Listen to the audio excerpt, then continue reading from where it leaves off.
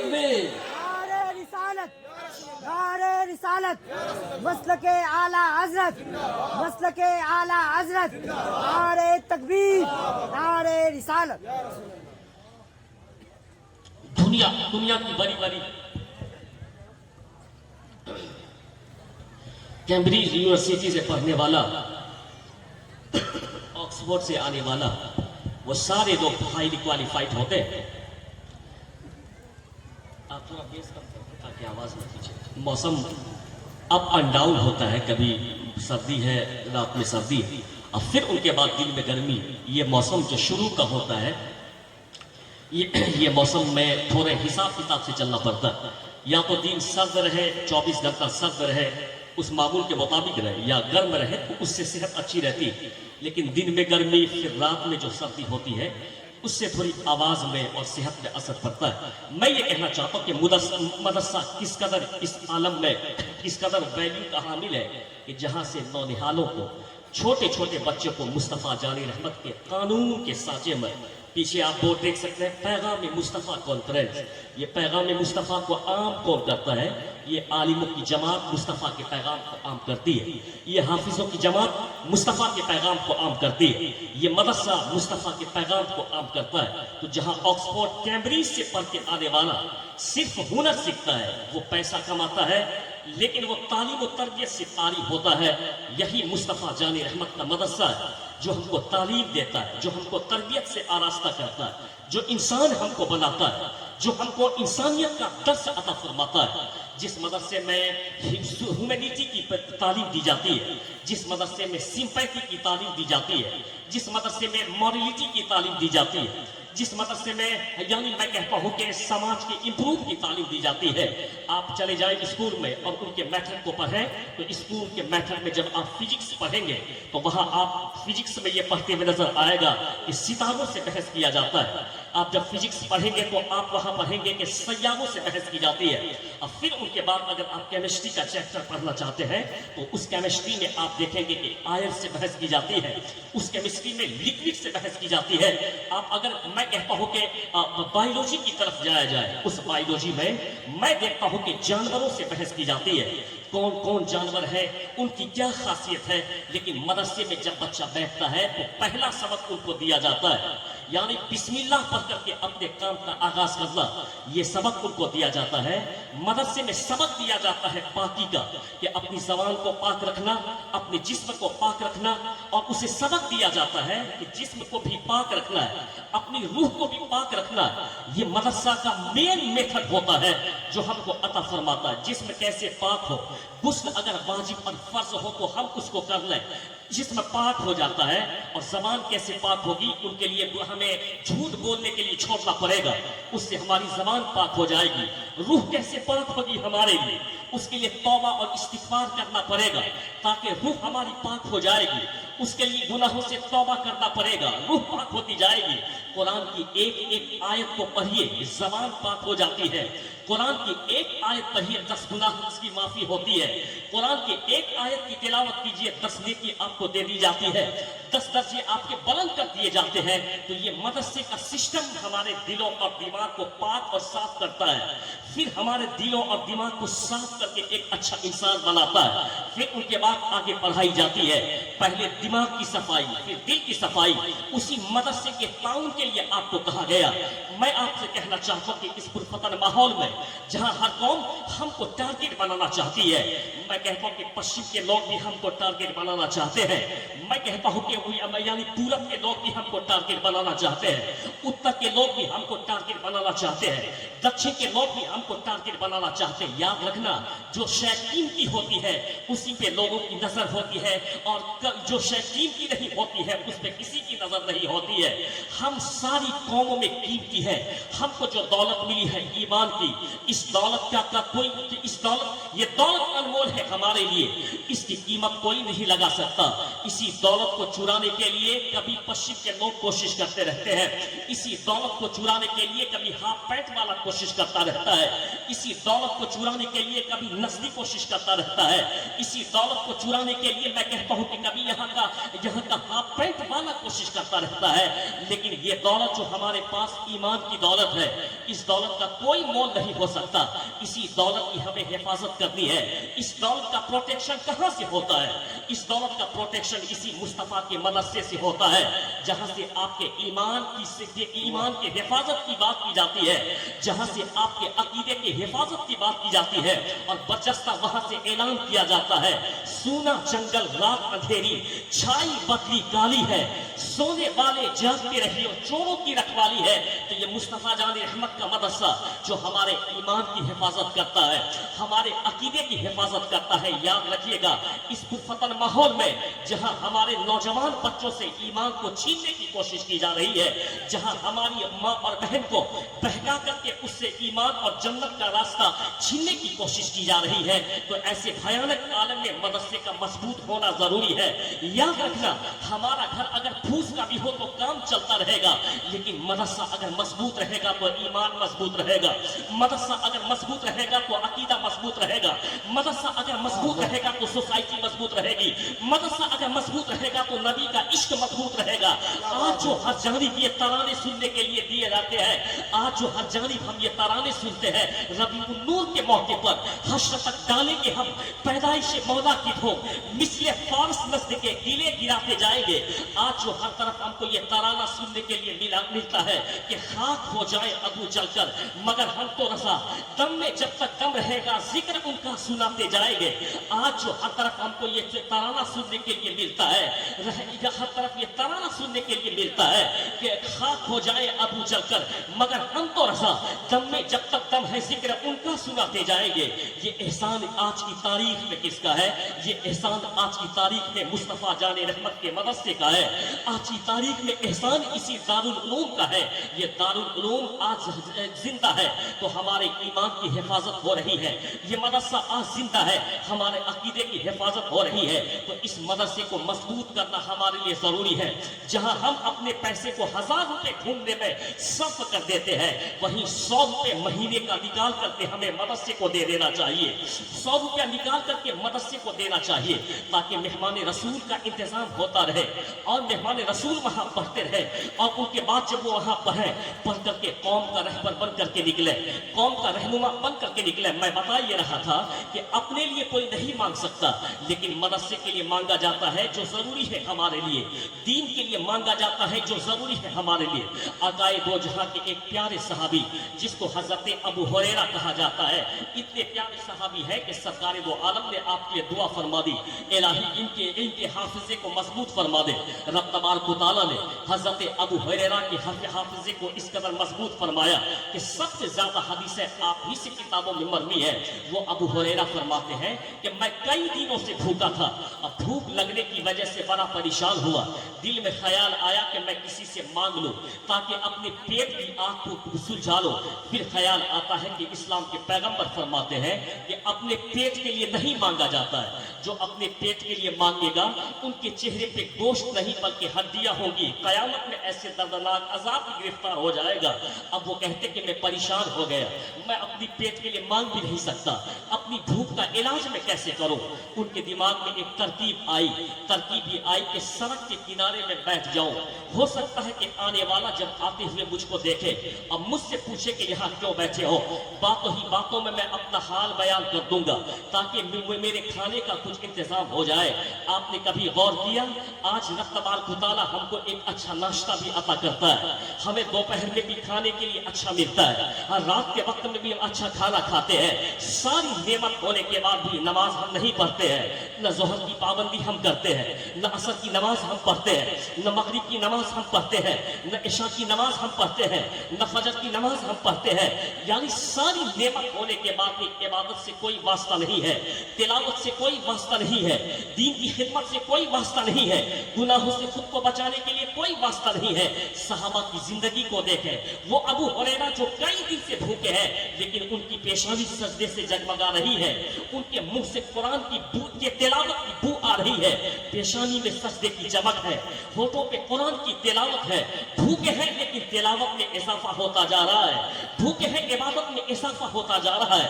अबू हुरैरा सोचते हैं मैं मदरसे की अहमियत बताना चाहता हूँ, मेहमान रसूल का वकार बताना चाहता हूँ, उनकी अजमत को बताना चाहता हूँ, जो उनके लिए दस्तरखान का इंतजाम करता है, उनको क्या मिलता है वो मैं बताना चाहता हूँ। हजरत अबू हुरैरा फरमाते हैं कि मैं अपने घर के किनारे सड़क पे आकर के बैठ गया और बैठा ही रहा। देखता हूँ कि सियामी फारूक आजम उमर फारूक आजम मेरी तरफ चले आ रहे हैं। उमर फारूक आजम जैसे ही आते हैं अबू हुरैरा की तरफ, हजरत अबू हुरैरा ने उनको सलाम किया, फारूक आजम ने उनके सलाम का जवाब दिया, फिर वो आगे बढ़ने लगे। अबू हुरैरा उनको रोकने के लिए, ताकि मैं उनको रोकूं और बातों ही बातों में जब बात खुले और मुझसे पूछे कि तुम सड़क के किनारे क्यों बैठ गए हो, ये बैठने की जगह नहीं है, लोग अपने घर में बैठते हैं, अपने घर के सहन में बैठते हैं, ये सड़क में नहीं बैठा जाता है। मैं फौरन कह दूंगा कि भूख लगी है, अपने दिल को बहलाने के लिए मैं रोड पे बैठा हुआ हूँ, ताकि मेरा काम भी हो जाए और मैं मांगने से भी बच जाऊं। फारूक आजम से जब पूछे सलाम किया गया, फारूक आजम ने सलाम का जवाब दिया और आगे बढ़ने लगे। उनको रोकने के लिए अबू हुरैरा कुरान की आयत पूछते हैं, उनको रोकने के लिए अबू हुरैरा यानी कुछ मसला पूछते हैं। फारूक आजम चलते चलते उनको कुरान की आयत बता देते, उनको मसला बता देते, वो रुकते नहीं है, इसलिए कि फारूक आजम समझ रहे थे कि अबू हुरैरा भूखा है, इसीलिए मुझको रोकना चाह रहा है। और वो क्यों रुकते, क्योंकि फारूक आजम के घर में कई दिन से चूल्हा न जला था, खुद उनके घर खाने का इंतजाम न था, वो मेहमान कैसे लेकर के जाते, इसलिए फारूक आजम बात को समझ गए लेकिन रुके नहीं, आगे बढ़ गए। अब अबू हुरैरा परेशान होकर बैठ जाते हैं, फिर नजर जब उठा के देखा तो सिद्दीक़ अकबर को आते हुए देखा। अब दिल में थोड़ा इत्मीनान हुआ कि वो फारूक आजम थे, ये सिद्दीक़ अकबर है, इनका मकाम उनसे बुलंद है, ये हो सकता है कि रुके और मेरी बातों को समझे। सिद्दीक़ अकबर जैसे ही करीब आए तो अबू हुरैरा ने उनको सलाम किया, सिद्दीक़ अकबर ने उनके सलाम का जवाब दिया। अब सिद्दीक़ अकबर अपना रास्ता लेने लगते हैं, अबू हुरैरा उनको रोकने के लिए कुरान की आयत पूछते हैं, उनसे मसला पूछते हैं, लेकिन वो चलते चलते उनको जवाब देते हैं, क्योंकि सिद्दीक़ अकबर को भी मालूम था अबू हुरैरा भूखे हैं, लेकिन मेरे घर में भी कई दिन से चूल्हा न जलाया, मैं कैसे इस मेहमान को ले जा सकता हूँ। अब बैठे हैं परेशान होकर के कि न फारूक आजम रुके न सिद्दीक़ अकबर रुके, अब मेरा काम कैसे होगा।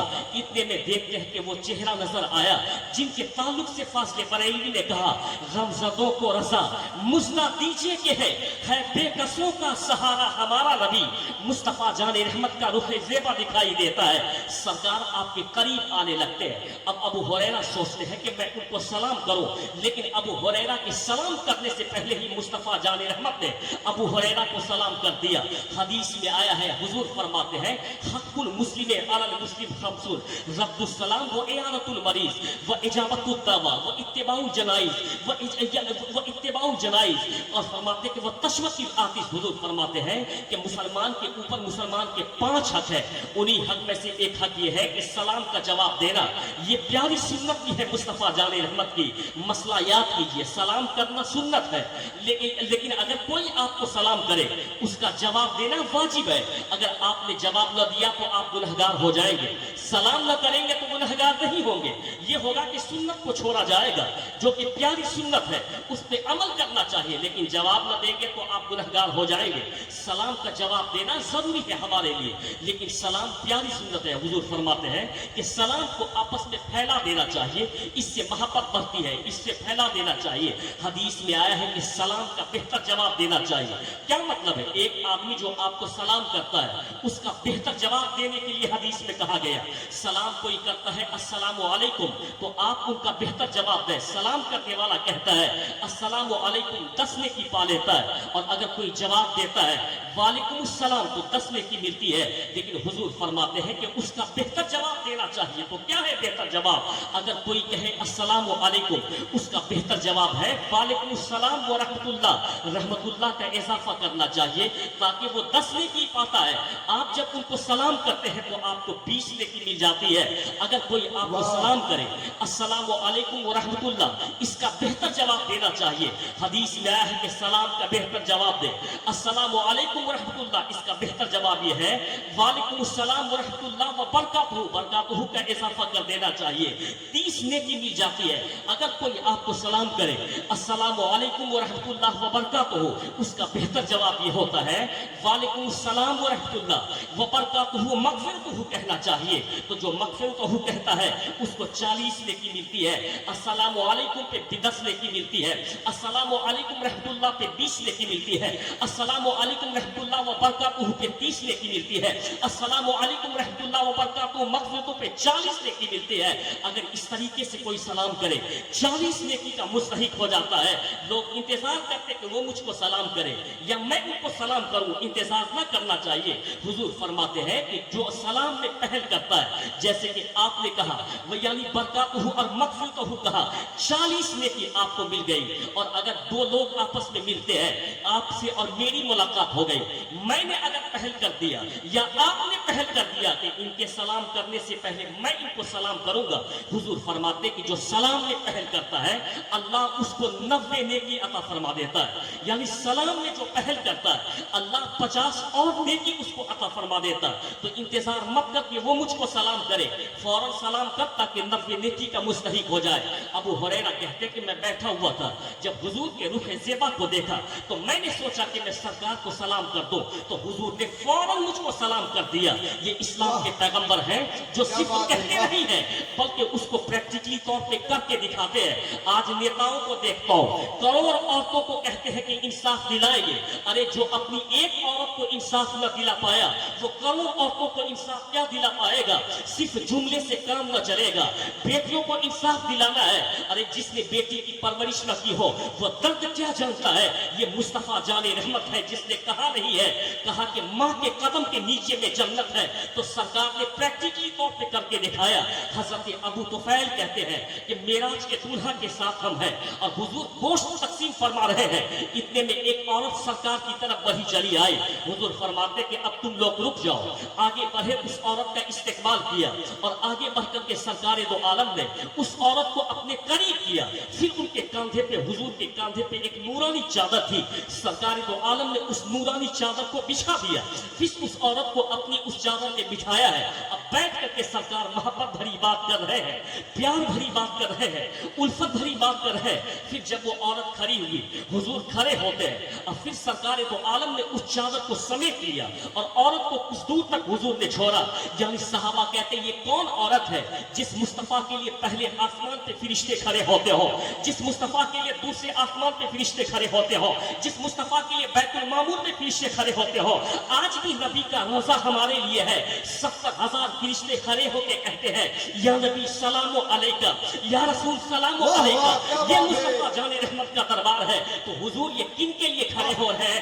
صحابہ کہتے کہ تم نے نہ پہچانا، یہی وہ عورت ہے جس نے حضور کو دودھ پلایا ہے، جس کے پیٹ سے ہم پیدا ہوتے ہیں اس کو حقیقی ماں کہا جاتا ہے، جو دودھ پلاتی اس کو رضائی ماں کہا جاتا۔ تو حضور نے صرف یہ نہ کہا الجنت تحت اقدام امہات، جنت ماں کے قدم کے نیچے میں ہے، بلکہ حضور نے اپنے کردار سے بتا دیا کہ جو میں زبان سے کہتا ہوں وہ میں تم کو کر کے سکھا دیا کرتا ہوں۔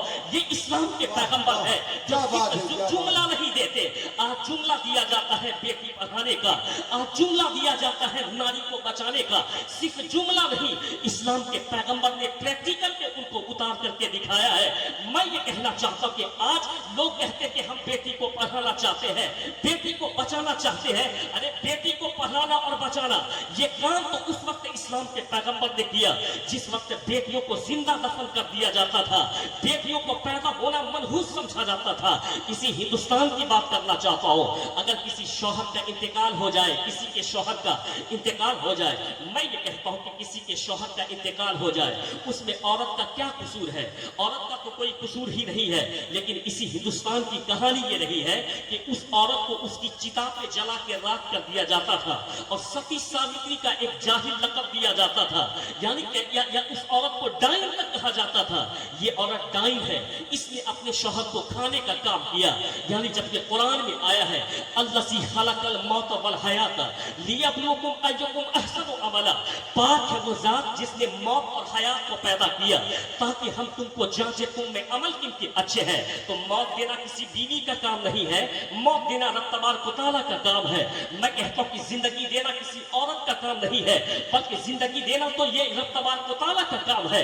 اس ہندوستان میں یہ گندا عقیدہ چلتا تھا اور اس عربستان میں اب بیٹیوں کو دفن کر دیتے تھے لوگ، لیکن اسلام کے پیغمبر کی آمد ہوتی ہے جس کی ترجمانی فاضل بریلوی نے جو فرمائی ہے، صبح طیبہ میں ہوئی بڑھتا ہے بارہ نور کا، صدقہ لینے نور کا آیا ہے تارا نور سبحان کا۔ اللہ، نعرہ تکبیر، نعرہ رسالت، فیضان اعلی حضرت، مسلک اعلی حضرت، نعرہ تکبیر، نعرہ رسالت۔ کیا بات ہے، ماشاءاللہ۔ اسلام کے پیغمبر نے صرف کہا نہیں ہے بلکہ سرکار دو عالم نے کہنے کے ساتھ ساتھ اسے پریکٹیکل کر کے دکھایا ہے۔ ماشاءاللہ۔ آج تو نکاح میں ایک بھی بیوی نہیں ہے اور کروڑوں عورتوں کو انصاف دلانے کی بات کرتے ہیں۔ سرکار دو عالم کی 11 بیویاں تھیں، حضور نے سب کے درمیان عدل اور انصاف کر کے دکھایا ہے۔ آپ پوچھیں حضرت عائشہ سے، وہ کہیں گی اسلام کے پیغمبر کا کوئی جواب نہیں ہے۔ پوچھیں آپ، یعنی میں کہتا ہوں کہ خدیجہ الکبریٰ سے، وہ ان کا بیان اور اسٹیٹمنٹ ہے کہ میرے شوہر جیسا کوئی نہیں، اسلام کے پیغمبر کا کوئی جواب نہیں ہے۔ ساری بیویوں نے کہا کہ اسلام کے پیغمبر نے اس قدر عدل اور انصاف ہمارے درمیان کر کے دکھایا ہے۔ تو صرف اسلام کے پیغمبر نے کہا نہیں ہے بلکہ سرکار دو عالم نے اسے پریکٹیکل پہ کر کے دکھایا ہے۔ یہ لوگ بیٹی پڑھاؤ اور بیٹی بچاؤ کی بات کرتے ہیں، سرکار دو عالم کھڑے ہوتے ہیں منبر پر، کھڑے ہو کر کے حضور نے اس عالم میں کہا تھا جس وقت بیٹیوں کو دفن کیا جا رہا تھا، آج لوگ بیٹیوں کو پیار کی نظر سے دیکھتے ہیں، محبت کی نظر سے دیکھتے ہیں۔ اگر بیٹا اور بیٹی آپ سے کچھ مانگے کہ ہم کو کچھ چاہیے تو باپ آج پہلے بیٹی کی فرمائش کو پوری کرتا ہے، بیٹے کی فرمائش کو بعد میں پوری کرتا ہے۔ اس سے پوچھا جائے کہ تم نے بیٹی کی فرمائش کیوں پہلے پوری کر دی، تو ہر باپ یہی کہے گا کہ بیٹی یعنی نازک ہوتی ہے، اس کا دل ٹوٹ نہ جائے، اسی لیے ہم اپنی بیٹی کی فرمائش کو پہلے پوری کرتے ہیں۔ لیکن ایک زمانہ تھا کہ باپ اس بیٹی کو دفن کرتا تھا، آج ان کی فرمائش کو پوری کی جا رہی ہے۔ یہ کس نے مجاز ہم کو عطا فرمایا؟ اسلام کے پیغمبر کہتے ہیں کہ بیٹی یہ زحمت نہیں ہے، اللہ کی دی ہوئی ایک رحمت کا نام بیٹی ہے، اور تم اس بیٹی کی پرورش کرو۔ 3 ہو تو اس کی پرورش کرو، 2 ہو تو اس کی پرورش کرو، 1 ہو تو اس کی پرورش کرو۔ حضور کہتے ہیں کہ تم اپنی بیٹی کی پرورش کرو، اس کو علم دین دو، اس کو تربیت دو، پھر مناسب رشتہ دیکھ کر کے اس کا نکاح کر دو۔ تو میں اس بات کی گارنٹی دیتا ہوں کہ تم ایسے ہی جنت میں میرے قریب رہو گے جیسے ہاتھ کی ایک انگلی دوسری انگلی کے قریب رہا کرتی ہے۔ یہ ضمانت اور بشارت مصطفیٰ جان رحمت نے 1400 سال پہلے عطا فرما دی۔ بریلی کے تاجدار کہتے ہیں وہ جو نہ تھے تو کچھ نہ تھا، وہ جو نہ ہو تو کچھ نہ ہو، جان وہ ہے جہان کی، جان ہے تو جہان ہے۔ یہ اسلام کے پیغمبر ہے۔ آج بھی میسور یونیورسٹی کا پروفیسر جس کو ڈاکٹر رام کرشن راؤ کہا جاتا ہے، آج کے پاکھنڈی باباؤں کی بات نہیں کرتا ہوں، جس کو حلوہ اور گوبر میں فرق نہیں ہو، وہ بھلا کیا بتا سکتا ہے کہ کس کو کیا کہا جاتا ہے؟ پہلے تو حلوہ اور گوبر میں فرق کرنا سیکھ لے، تب اس کے بعد کسی کی شخصیت کو جانچنے کی کوشش کرنا۔ جو حلوہ اور گوبر میں فرق نہ کر پاتا ہو، پوچھ پروفیسر ڈاکٹر رام کرشن راؤ سے، وہ کوئی اسلامک اسکالر نہیں، برہمن ہے ہندوستان کا۔ وہ کہتے ہیں کہ آج برطانیہ ہم سے کہتا ہے کہ برطانیہ کا کہنا یہ ہے کہ ہم ڈیموکریسی کی ماں کہی جاتی ہے، ہم جمہوریت کی ماں ہے، ہم نے پوری دنیا کو ڈیموکریسی سکھائی ہے، ہم نے لوکتنتر پوری دنیا کو دیا ہے، ہم نے پوری دنیا کو جمہوریت اور ڈیموکریسی دی ہے۔ لیکن ڈاکٹر رام کرشن راؤ کہتا ہے کہ برطانیہ کی بھی آنکھیں 1881 میں کھلی ہے۔ جو برطانیہ اپنے آپ کو ڈیموکریسی کا کیندر کہتا ہے، اس برطانیہ نے 1881 میں ایک قانون بنایا۔ اس قانون میں یہ لکھا کہ جیسے باپ کی پراپرٹی میں بیٹے کو حصہ دیا جاتا ہے، ویسے ہی باپ کی پراپرٹی میں بیٹی کو بھی حصہ دیا جائے گا۔ تو وہ کہتے ہیں کہ برطانیہ کی آنکھ آج کھلی ہے، لیکن اسلام کے پیغمبر نے 1400 سال پہلے ہی لوگوں کو کتنا شاندار نسخہ عطا فرمایا تھا کہ جیسے باپ کی پراپرٹی میں یعنی بیٹے کو حصہ دیا جاتا ہے، ویسے ہی باپ کی پراپرٹی میں بیٹی کو بھی حصہ دیا جائے۔ میری ماں اور بہن خاص کر کے سن لے، یہ دنیا کے لوگ تجھ سے محبت نہیں کرتے ہیں، یہ تو تیرا استعمال کرنا چاہتے ہیں۔ تجھ سے اگر تیری حفاظت کرنے کا کام کسی نے کیا ہے وہ تیرے نبی کی ذات ہے. اگر تیری عظمت کو کسی نے بلند کرنے کا کام کیا ہے وہ تیرے نبی کی ذات ہے. آج 2 ٹکے کی محبت کے لیے مت پھسلنا. آج میں کہتا ہوں کہ کسی بھگوا لفریب میں مت پھنسنا. تیرے پیغمبر نے اس قدر تجھ کو بلند کیا ہے. اگر تو بیٹی ہے تو اللہ کی رحمت ہے, اگر تو بیوی ہے تو آدھا ایمان ہے, اگر بہن ہے تو جنت میں جانے کا ذریعہ ہے, اگر تو ماں بن جاتی ہے تو تیرے قدم کے نیچے میں جنت رکھ دیا گیا ہے. میں اپنی ماں اور بہن سے کہنا چاہتا ہوں کہ تیرے پیغمبر نے تم کو وہ بلندی عطا فرما دی ہے جہاں دنیا کا کوئی بھی دانشور تجھ کو وہ مقام نہیں دے سکتا ہے. تو ہماری ہر ایک بہن یہ کہے جب میرے پیغمبر نے میرا مقام بلند کیا ہے تو ہم پوری زندگی کنیز فاطمہ بن کے, کنیز عائشہ بن کر کے گزارا. وہ